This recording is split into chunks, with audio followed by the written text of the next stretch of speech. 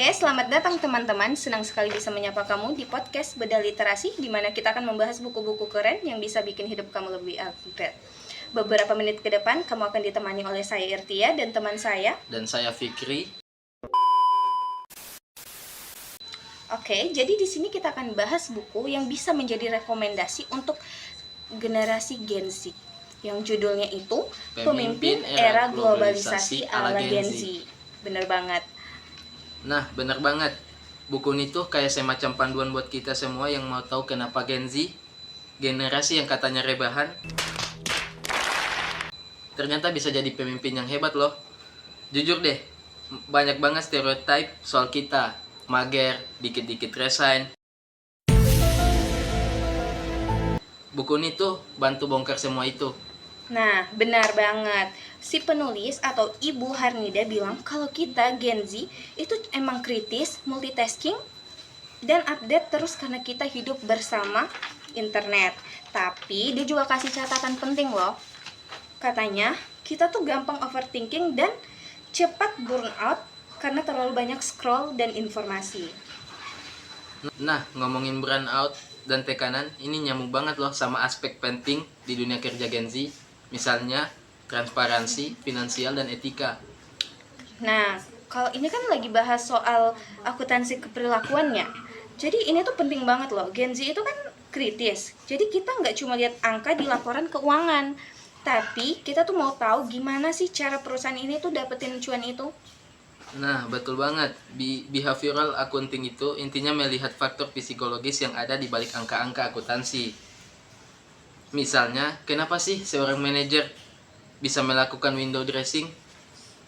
Apa biasanya karena tekanan? Atau karena ada sistem reward yang salah? Dan di mata pemimpin Gen Z itu hal-hal kayak gitu tuh red flag parah ya, karena kita tuh menuntut etika yang tinggi dan keadilan. Jadi buku ini tuh secara implisit mengajarkan bahwa pemimpin Gen Z itu harus jujur. Nah, kejujuran itu modal kepercayaan paling mahal di era global ini. Iya sih, kalau kita kaitkan lagi ke pemimpin Gen Z yang peduli well-being tim itu juga memastikan sistem budgeting yang reward dan adil. Bener banget. Nggak cuma buat satu orang di puncak doang. Ini semua adalah aplikasi behavioral accounting di kehidupan nyata. Jadi, kepemimpinan itu nggak cuma melek teknologi, tetapi juga melek moral dan psikologi di balik angka.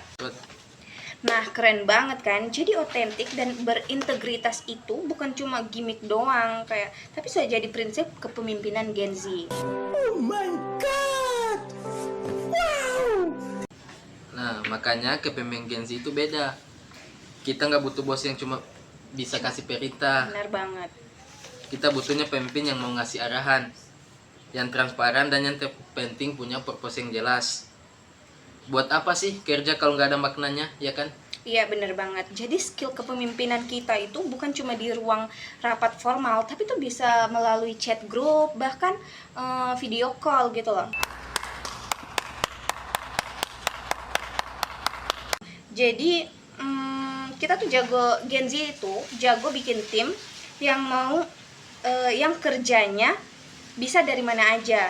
Dan itu tuh modal besar banget buat menghadapi globalisasi yang dibahas di buku ini kan. Nah, ngomong-ngomong global, buku ini bilang kita tuh harus siap sama dunia yang serba tidak pasti dan kompleks. Pemimpin Gen Z dituntut buat cepat ambil keputusan, misalnya kayak main game yang harus butuh strategi yang gesit. Iya, benar banget. Itu strategi dalam kepemimpinan itu pasti diperlukan banget ya. Tapi menurut aku tantangan yang paling susah itu soal kesehatan mental. Karena semuanya kan serba cepat dan terkonek. Tekanan tuh bisa datang dari mana aja loh. Tapi di buku ini kayak ngasih tahu kalau kepemimpinan Gen Z itu yang sukses itu berasal dari well-being diri sendiri dan timnya. Jadi nggak cuma mikirin cuan doang. Setuju sih 100%. Nggak bisa lagi kita pura-pura kuat. Pemimpin Gen Z yang keren itu yang berani bilang, aku lagi nggak oke kok, yuk kita istirahat sebentar. Dan ini yang harus dipelajari juga sama generasi sebelum sebelumnya. kita. Ya, bener banget. Oke deh guys. Jadi kalau disimpulkan nih, apa sih pelajaran paling penting yang kita dapat dari buku ini?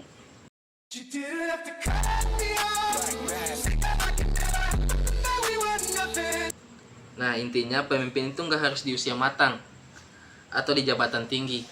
Kamu bisa kok jadi pemimpin mulai dari sekarang, asalkan kamu punya otentik, punya Iya. impact, dan melek teknologi. Ini waktunya kita, Gen Z, Gen Z nunjukin kalau kita mampu. Jadi, bagi kamu yang masih suka underestimate Gen Z, coba deh kamu baca buku ini. Kamu bakal kaget banget seberapa jauh mindset kepemimpinan ini tuh udah berubah.